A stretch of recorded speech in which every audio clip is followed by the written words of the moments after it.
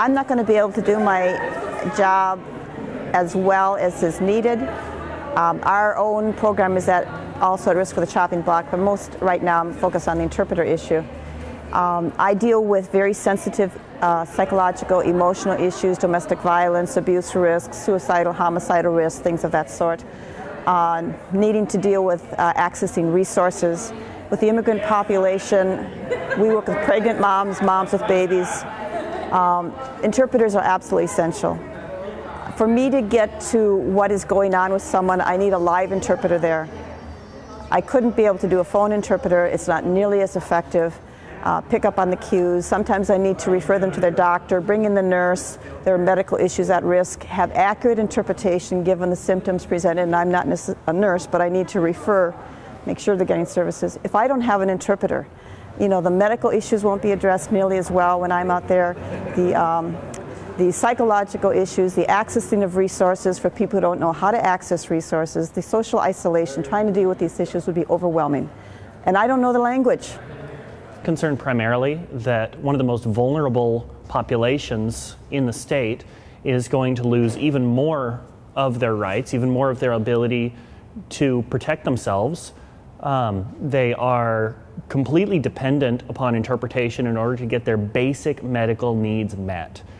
In order to understand their doctor, then they need to be able to have a professional interpreter who can tell them what is happening with their health, potentially with their lives.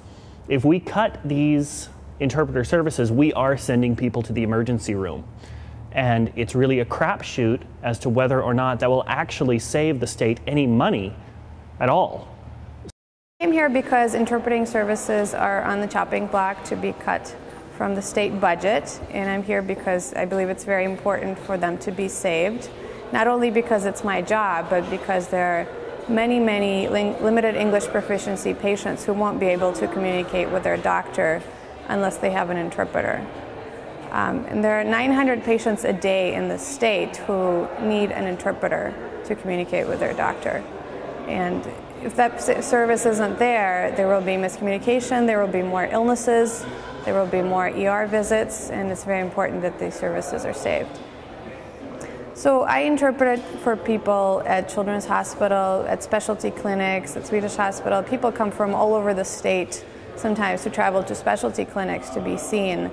And they're making very important medical decisions. Sometimes these are new mothers, sometimes these are seniors. These are people who are at their most fragile when they're sick, when they're most vulnerable. And in order to make decisions about their health care, they need to understand what's going on, and it's very important. So I'm asking to call your legislator to send them emails and ask them to save interpreting services.